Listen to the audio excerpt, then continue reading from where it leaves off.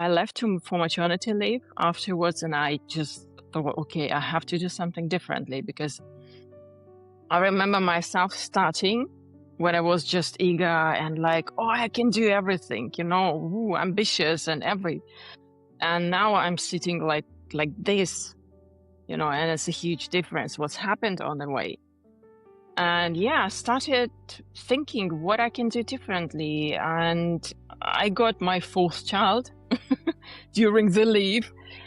And it was really a question that I don't want to come back. I can't. I have kids, I have responsibilities, in front of them. And can't be broken again because, it's not just you're affecting everything around you when you're in that state. So, and that's, yeah, it had really a huge impact on myself and on what I'm doing now. Folks, today I'm going to call it a fun and enjoyable conversation with Maryna Bilousova. Maryna is a human dynamics specialist, an author, a speaker. She's also the founder of Revolutionary Mindset, and she does have a book out called Loving Without Losing Yourself. And the things that we're going to cover today in our conversation is self-sabotage, and I know I do that, and I'm sure there's a lot of people that do the self-sabotage. I like to talk about the differences between stresses because I think there's a couple levels or different types of stresses. Exactly. You use the metaphor of the balloon deflating, but I also see where it's like a rubber band. You're just being stretched and it's so tight and you're wound up that it would be difficult to do anything. And then if you let go, pow, it snaps. Yeah. Yeah. Um, Exactly. Did you ever find yourself because in self-sabotage during that moment? Because you talk a lot about self-sabotage as a conditioned coping mechanism rather than a character flaw. So I was wondering if there is an example of a behavior that people commonly label as self-sabotage, but it might actually be a survival strategy. And I don't know if that's the mode that you were in, a survival strategy, but if you could tell us a little bit about that. Actually, maybe I have to tell you that there is no self-sabotage at all.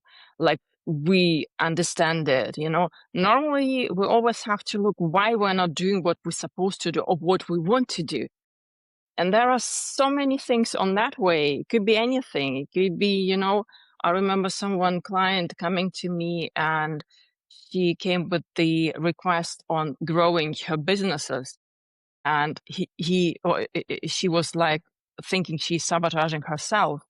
But the problem was because relationship in her life was not running properly and she had a lot of problems. So there are always something that drain our energy from something important. Or maybe this important what we think it's not important at all. It could be this way as well. So it's always good to look at the person and what happening around, what we're not functioning the way we would like to be. Okay. Yeah, I can see where, of course, professional and personal lives oftentimes do intersect.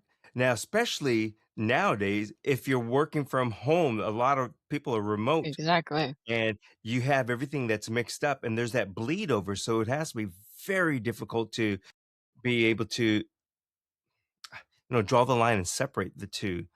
So Exactly. how do people get around that?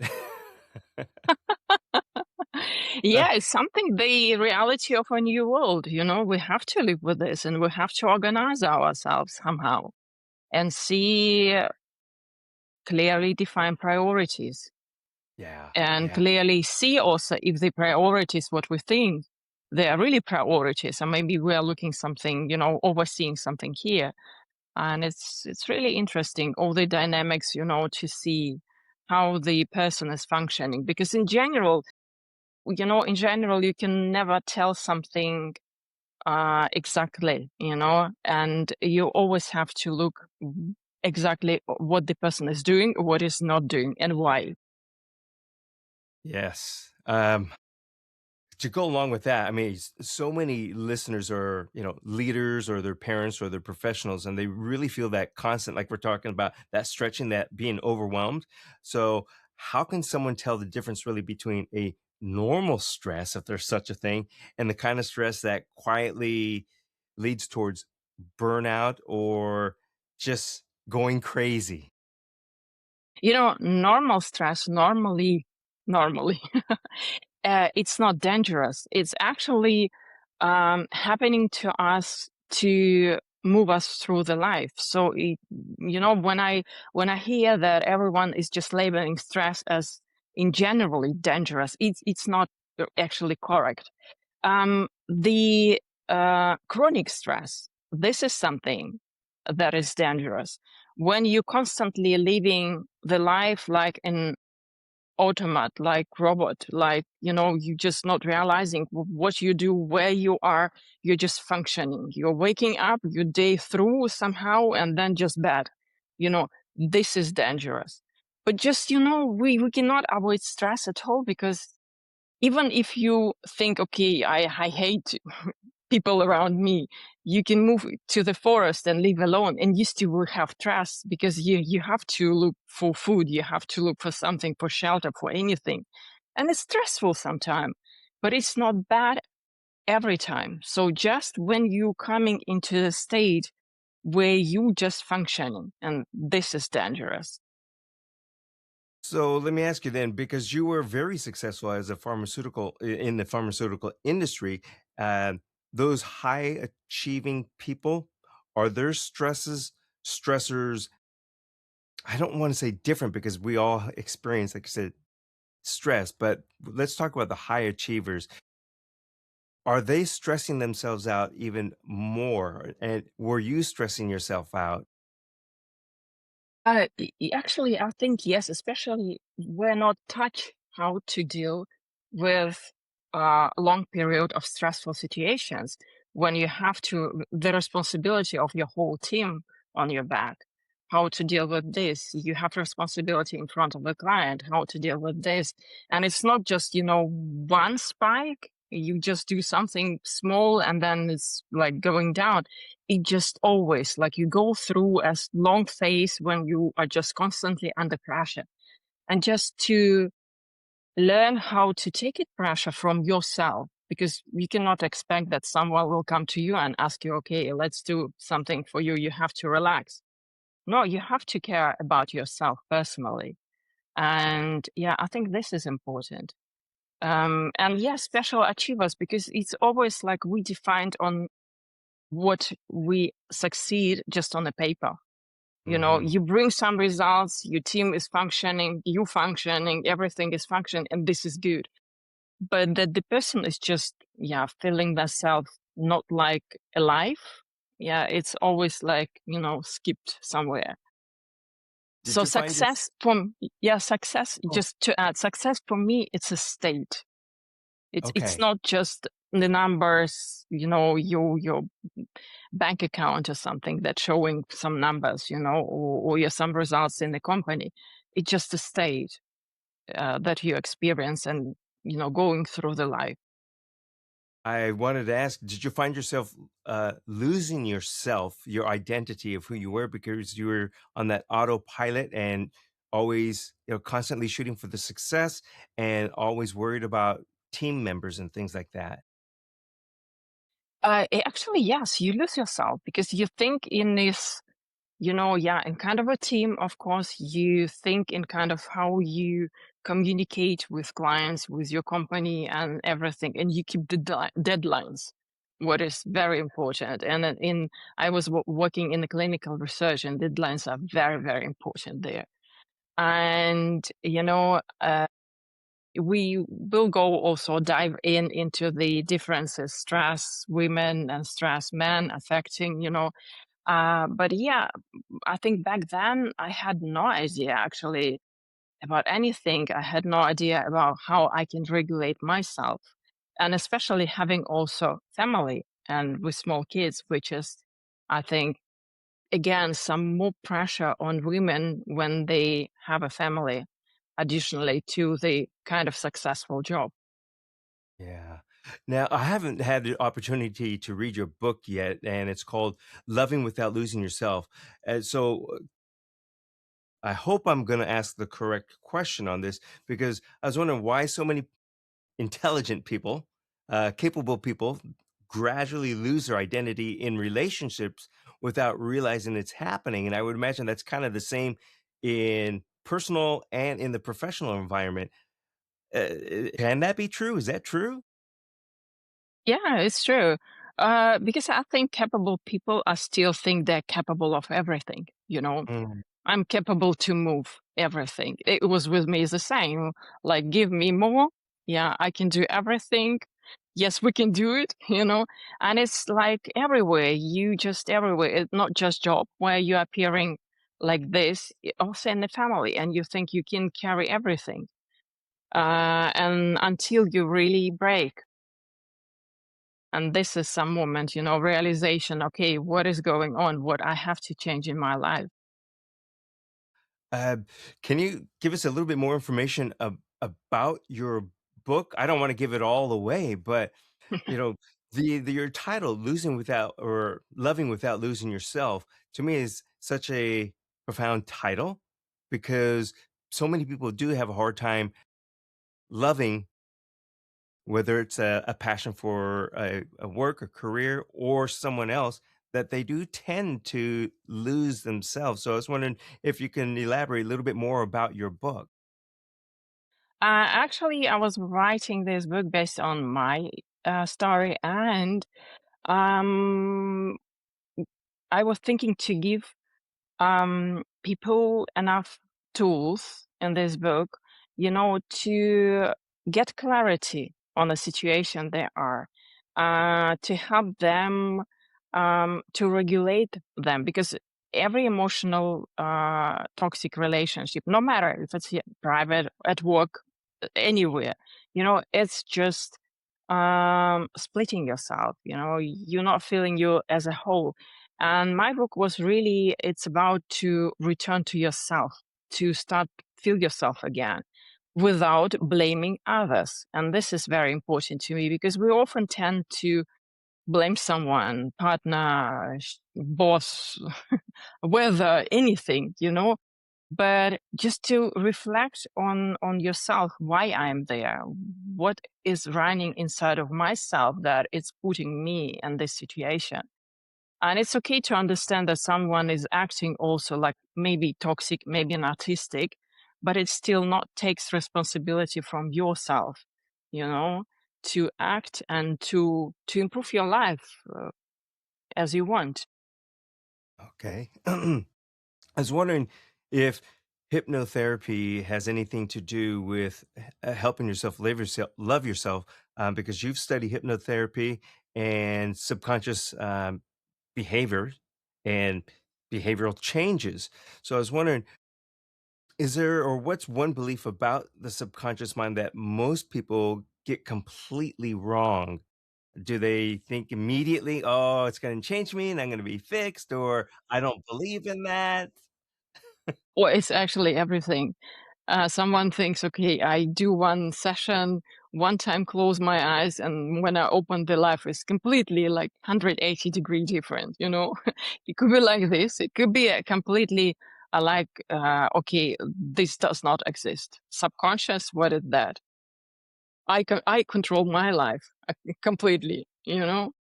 Yeah, it's really fun, always fun situation, especially when people are coming and they have no idea really about hypnosis, about the subconscious, conscious, have no idea about anything. And there are different situations, you know, sometimes fun, sometimes you have to explain something.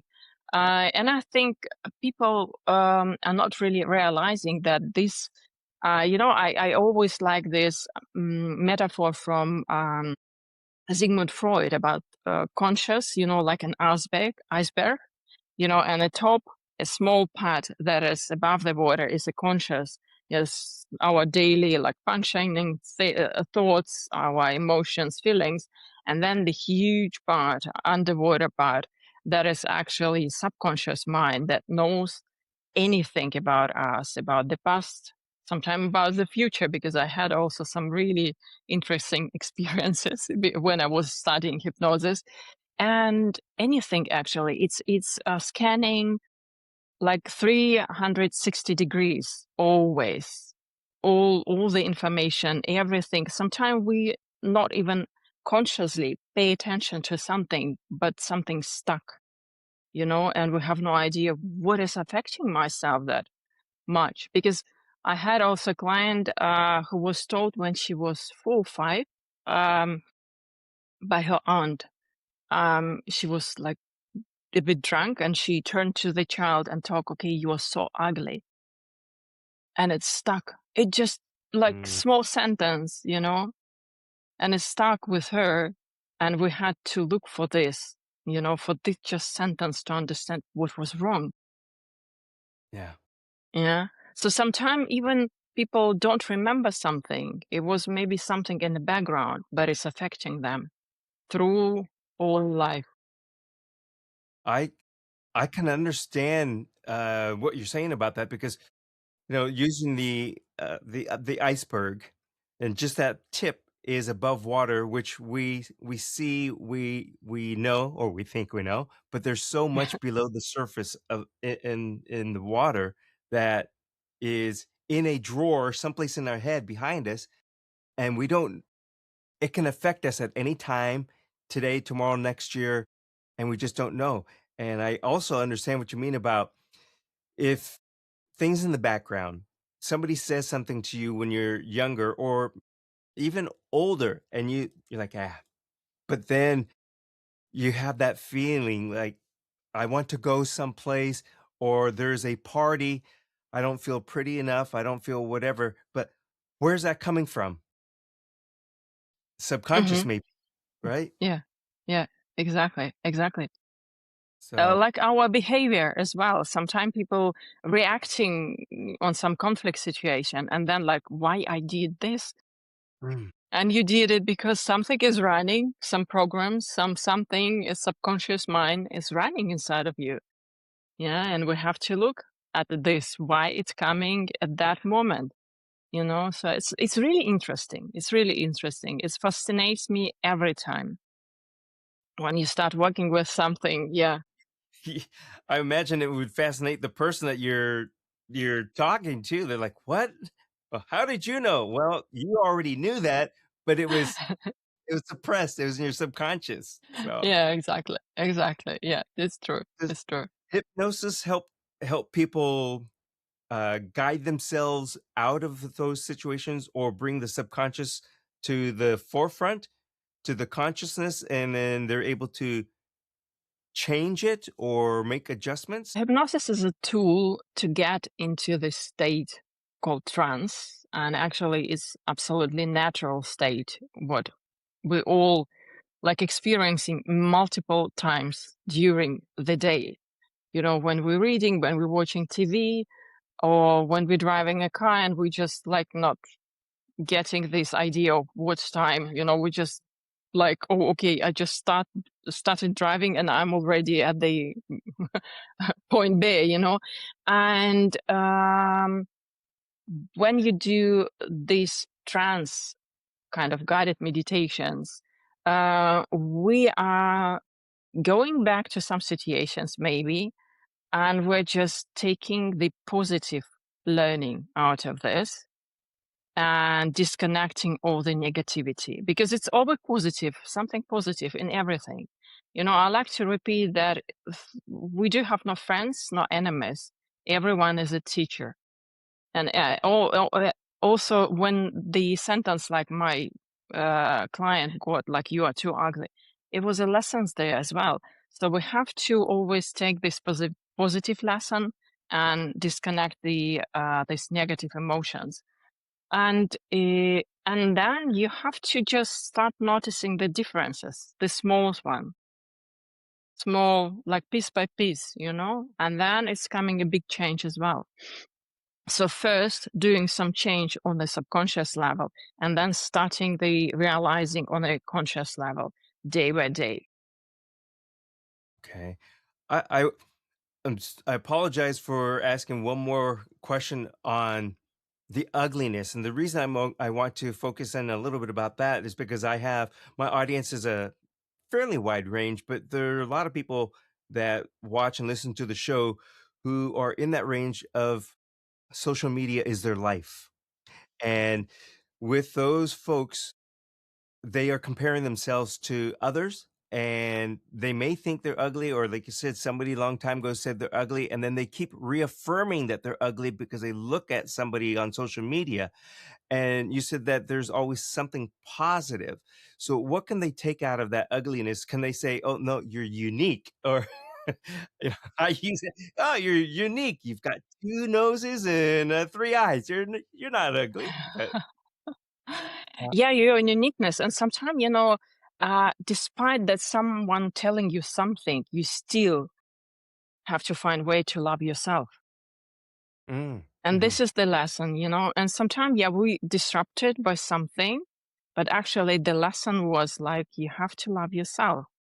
In this case, like this with ugly stuff and ugly sentence. And yeah, today's world is also like, it's always proving you and the kids and every of us like mm, that despite the way that someone you think is looking better than you, but actually not. We're all unique and we have to recognize it and we have to, mm, you know, acknowledge also that we have something that we can love us for. I don't know. I always ask my clients, okay, start with something. You have to have something, even if it's just small finger on your palm. Start with that. Admire this, and then find the next, and then the next, and then the next. I'm going to say one comment on the beauty ugly aspect, because we used to hear the beauty is in the eye of the beholder. I say, then if that's the case, look in the mirror, looking at yourself, and tell yourself you're beautiful. It's in the eye of the beholder. So now when you walk away, whoever's looking at you, it doesn't matter if they think you're ugly. You've already told yourself you're beautiful. Other people also see you as beautiful. So, you know, I just hope that people learn to be able to do that, because I don't think that there's any one ugly person in the world. We're going to use No, that word no. unique. We all are Yeah, unique. unique. I stand out amongst the crowd. I'm special. I look Yeah. fantastic. It's exactly. It's no one is ugly. It's just people who forgot themselves, maybe. And it's also good to think that, for instance, sometime as a woman who comparing them against other women, they are wondering, oh, she's not so beautiful, but they all men like looking at her. But actually, we're all drawn to the energy of the person and not like only the way we look like. Yeah, it's good to have something to be interesting, to look some kind maybe, but still people are drawn to your energy, to your state. And if you are beautiful but like depressive, I mean, it just maybe 1 minute and everyone will run away from you. But if you maybe not the best like queen of the world, but still you look good, you're confident, you have this self-worth feeling, what is really like, shining through you. Everyone will be with you. Sometimes, I'm noticing also because I'm watching always people like moving around me and just like scanning, like to think who might be they. And what I'm fascinated, sometimes you have personality, like this person is not in the room. It might be behind the door, but everyone is already turned their head and watching the door, you know. Mm-mm. And this kind you have to be. And this is nothing to do with how the way you look, your personality, your like energy and your state. Glad you're saying that too, because I don't want people to constantly think, "Oh, Chuck is only talking about the way somebody looks." But also, I think when you look in that mirror, and if you could acknowledge yourself, not only looking good, but then you feel good inside, which radiates outwardly. And that's my main point: is you don't have Yeah. to look. model quality. Uh, but, you know, just, I think the simple thing is love yourself, feel good about yourself, and that's going to radiate. And, hopefully And that be helps. yourself. Yeah, and be Yes. yourself as well. Exactly. Because even if you see fashion, yeah, it's always a changing also in how the models look like. You might have a couple of years they are all too thin, then a bit bigger, then again now it's also going something to being too thin. How you can keep with all of this, you know? And this is something that like people also lose themselves because you still have like, okay, my lips, I have to do it like this standard. My eyes, this something like this standard. But then tomorrow is coming something new. And I think you really have to make peace with yourself internally. And then the externally also, everything will change. Yes. Yeah. Uh, things will follow, you know? Yeah. So, talking about that, and as soon as you said fashion, I was thinking, oh, perfect time to get into this because I believe you spoke at the UN, the United Nations, about leadership and pressures that women face. So I was wondering, what do you think organizations and society still misunderstand about how chronic stress uniquely impacts women? Especially having my own story, like, having burnout, and also seeing like the tendency, at least in the Western world, is going like we need to have more women in some, CEO levels and somewhere there. But the problem is, it's all created by man for man, you know? And man is you can, as a man, survive more or longer chronic stress. It will affect you also someday, but still, you're built like this. You're built to fight. You're built to, I don't know, like trying to get results. Make decisions and like go, on the battlefield. We're differently, and this is something, when you put women in a situation when you have delivered deadlines and all this stuff, and then it's killing us. It's really the chronic stress affecting women in the way that uh, there are some metabolic issues, and we are drawn to have it like more and more often than men. Hormonal disbalance, cognitive function, the brain shrinks literally. And specifically, if you see like mostly women are coming to these higher levels above 40. So we're naturally going already into the age with all the hormonal, like, roller coaster plus Yes. the stressful work. So it's difficult. It's difficult physically, and it's not because we're not like bad leaders. No, we're just different. And this is something we have to pay attention. We are just different. No one is better or worse. It's just different. Our psychology and our biology as well. I can begin to understand that because I'm starting to think where going way, way back in time, you have the hunter gatherer, and there are those different stress levels. Like I said, men typically may have been the hunters, so they're used to maybe more stress or different type of stressors. But now women are also the hunter and gatherer, so they're doing 2 Exactly. things, so they're having to deal with 2 different types of stresses. So, am I thinking of that in the right way? Exactly. Yeah. Yeah. This is a difference. So we were built for different types of, um, yeah,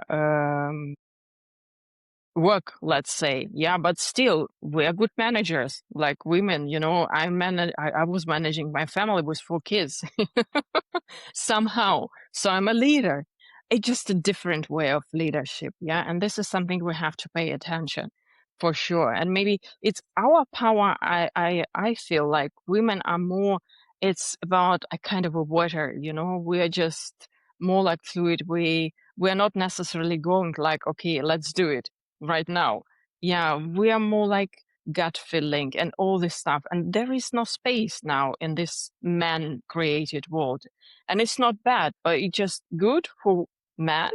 And for women, I think we just need to rethink a bit the system and also touch people to how to regulate themselves. How, if I feel something, I'm overwhelmed or something is like going not the way I would like, just to touch people how to do something, breath work or something, and it's actually good for everyone, not just women, but just men as well, sometimes just to stop and realize, okay, um, I need to get some breath, some fresh air, and just, not specifically relax, but at least to calm down. Yeah. I think a lot of us fall into habits or patterns that we either maybe recognize or maybe we don't. So I was wondering if you could wave like a magic wand and help every person out there, every listener, to reorganize one of their patterns or a hidden pattern that's holding them back. Uh, what would you choose, or what pattern would you choose to help them change? I don't know if that's making any sense. I have difficulties with the magic wand, magic pill, magic It's wand. not magic. In generally, yeah, because it's always like I always say the result of my client depends on the client. Yeah, I am a guy. I'm creating the bridge with you, but you still have to get up and go, Hmm. and so there is no like, one size fits all or something like this. It's always like work like I like to compare creating some like haute couture dress, for everyone. Yeah, you can do in general maybe something and give some directions. For instance, breathing, learning how to breathe properly. It's easiest tool, it's easiest way to get the stress calm down within minutes. But it's still like, you have to do it every time when you feel like something is going, up. Would at that moment, because we are all human, most are human, we get so caught up in that moment and we have a difficult time of uh, I don't want we're so laser focused on it and we get stuck on it. Mhm. At that moment, is there something that we can do where we consciously maybe look to something that's a color red or blue like this, and it takes our mind away from there briefly, and then we kick in the okay, time to breathe, something like that? Yeah, exactly. You can always like move your focus from something like if you feel you're stuck with something, just stand up and go away and just maybe do something completely different. Maybe go out, maybe just, I don't know, take a book, read it for a moment, or watch a movie, even if it's, maybe not the like right time of the day for that, but just, to get this focus away and breathe, learning because we, uh, uh, when I ask sometimes people like just take a deep breath and what I see they're like we are breathing with everything but it's not correctly, if you breathe too shallow you're always in this survival mode, always, Mhm. even if you sleep. So why people are not resting properly? Because they breathe still like this shallow shoulder in, this breast part. And yes, Yes. I completely understand that part that you're talking about, that we're constantly just in a shallow breath because I I physically feel a difference when I consciously all of a sudden take a deeper breath instead of just this shallow breath all the time. mhm. Is that just in my head? Am I making that up, or is that for real? It's true. Why is actually smoking bringing so much relief? Because the breath. It's not about this. Yeah, it's you taking breath and you breathing out along. Normally you just take like small breath in and then a long breath out, and this relaxing you. Yeah. So it's not, of course, it's not like, you have to start to smoke, but you just can take this, like, try short breath in and then long breath out, and do it just a couple of times, and you feel yourself better already. So, and it's so easy. It's really easy. Um, I don't know if they had this when where you grew up, but when I grew up, we had the fake candy cigarettes, and you would puff, and actually candy smoke would come out. It's Now I know still why. Still?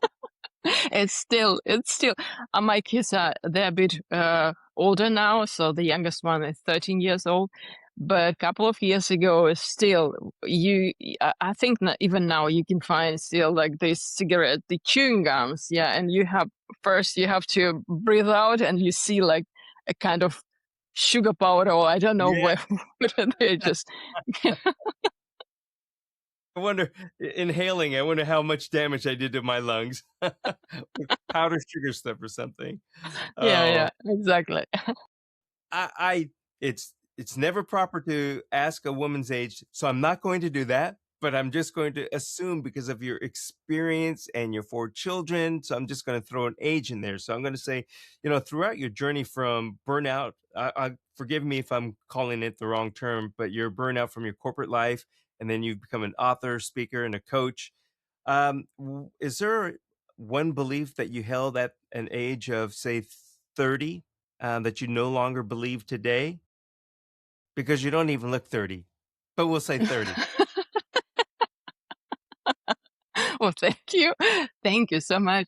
Yeah, of course it's different. Always all stages of life you're going and it's good, but I'm not like crying about like being older, because it's always like some wisdom, some process, something, the path, what you go through your life. And of course, probably now with all the knowledge what I have also on working on myself and helping someone else, to like organize the life. Yeah, I am not looking like um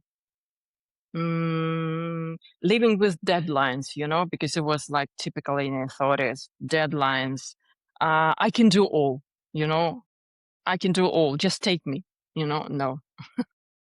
Like I have to really look, I have to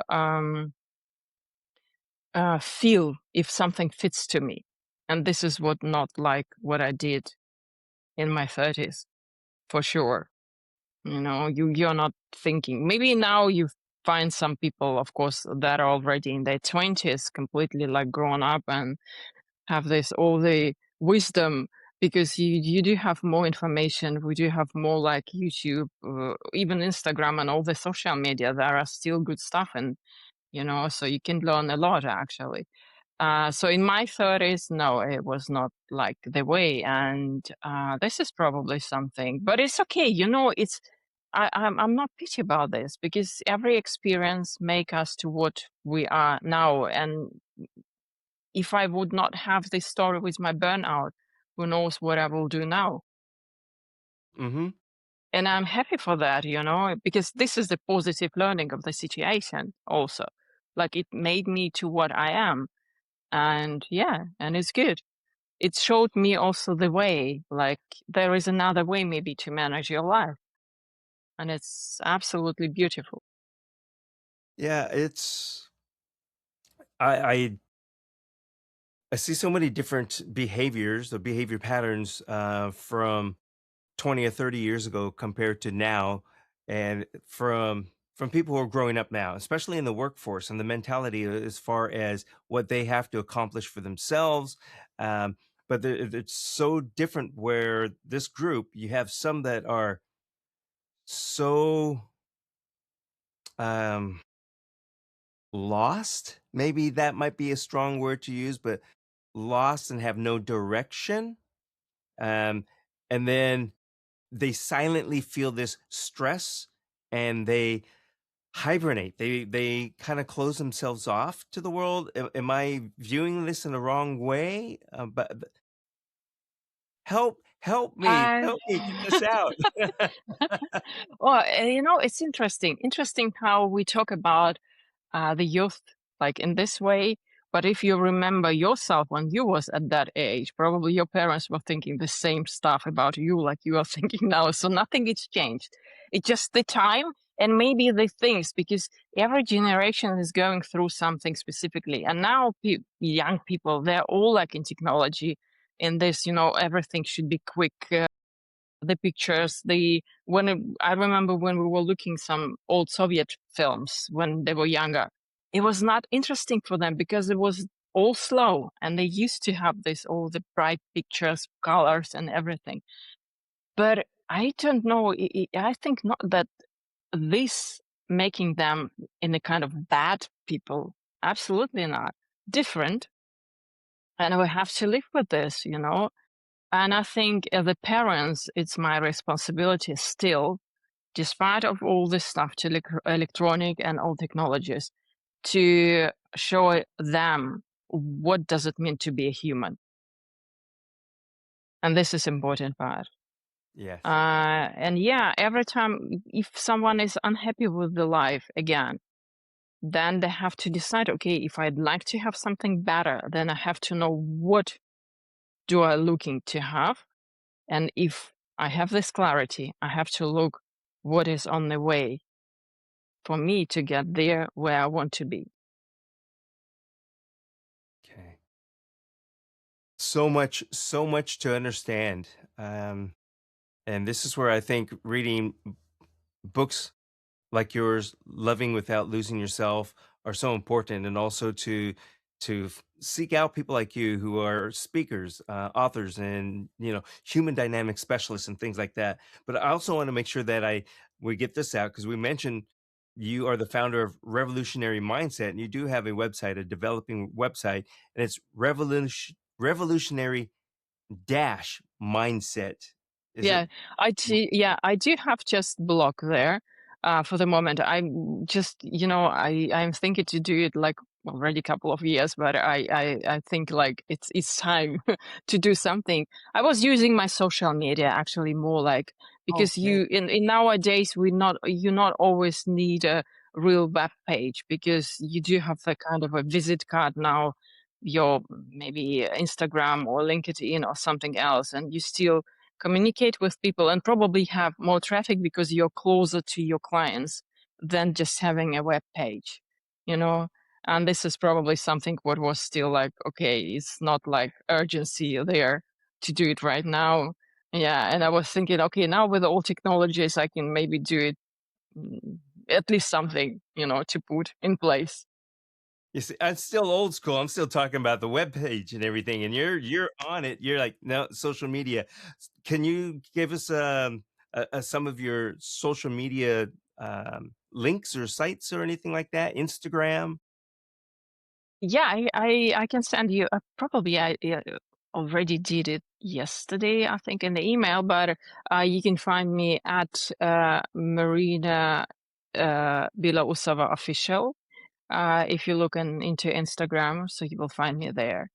So you can put it as a link under the video, and everyone can find me if they find me attractive enough and it's in everything what we were talking about also Yeah. resonates in somehow. So and yeah, they can see myself and maybe learn something interesting as well. Additionally, yeah. Yeah, I believe that they will learn something about you, learning something about themselves. So this is very good. Um, and it gives me an opportunity to constantly say Marina Belousova to try to get your name correct. It's okay. It's okay. It's getting better. But it's okay if you like to please someone. Of course, if you will spell my name completely like in a way like no one will understand. But it's still okay for English speaking person to say the Russian name is like completely okay. So don't worry. Thank you. And I'm going to just spell it out right now the way we have that you have it. So folks, when they do a Google search or whatever it might be, that they can find you quick and easy. And it's Maryna, and then Bilousova. So figure out the pronunciation of how you want to pronounce it. That's how you're going to spell it to do your search. Uh, I've had a wonderful time just really listening and learning from you and asking some of these questions because again, it's helped me realize certain things. Um, you know, especially now to me, it's especially about the different stresses that women go through because I was never thinking about the hunter gatherer until you started talking and it kind of hit me. And then nowadays, we men have put women, all right, I'm going to get in trouble for saying this for some guys. Men have put women into that position of having to be a man in the professional world and even in the personal life. So now they are the people, they are the persons who manage the home, manage their career while managing other careers. So they are doing everything. Women are doing so much more. So thanks to all the women out there and thank you to you. Thank you too. Actually a bit disagree with you that men put women. Sometimes women put themselves into stuff like this, you I know? didn't want to say that. I didn't want to say that because men or women fight more for those top positions than men do. They are less Yeah, forgiving. sometimes. Yeah, yeah, exactly. Uh, I I've seen it, not that I was in the bathroom, and I'm going to throw this out because here's a situation that I see. It's, women are more cutthroat than men, I believe. You because I've heard this from other women. They go into the bathroom and they're at the mirror, putting on lipstick, washing their hands, powdering up, and they look down at the other woman and say, "Oh, those are beautiful shoes. I love those. Where did you get them?" So, and they go out of the bathroom, the one that said those are beautiful shoes, sit down with a group of girlfriends and say, I just saw the ugliest pair of shoes on this girl that was in the bathroom. Guys don't do that. We just do this, nod our head and walk out. Yeah, Pretty it could be, pretty you know? pretty Yeah, accurate? yeah. Yeah, exactly. It's really it could be, yeah. But Well, yeah. once again, I've had a wonderful time. This has been a wealth of information, I think, for everyone, and I think, it's been very light and very conversational, but I think it's, again, a lot of information that you've provided for us, so thank you very much. Thank you too. Yeah, we touch base probably, everything across all the topics that I'm normally covering. And we do have just like plus minus 1 hour to talk. And probably there are some topics that need to get like deeper dive sometime. Yeah. But I think just to get the rough idea to your listeners, who I am, what I'm doing, and maybe to provide with some interesting insights. Maybe for someone it's completely new something. Yeah, maybe for someone it would be not completely new, but still maybe brought on a way that is maybe different to what they heard before. So, and I think yeah, it's interesting always to go deeper in some things, and especially I think some cautious part, it's always like maybe getting some interesting, someone, okay, who doesn't exist for someone really, okay, interesting. Well, I have to really pay attention. Thank you very much for today. I've really enjoyed this, and I have had some good laughs, and I've learned from you, so thank you again. I thank you too for having me and yeah, getting a chance to talk about the topics that are interested and yeah, just to have nice time as well for me. Thank you. You're welcome.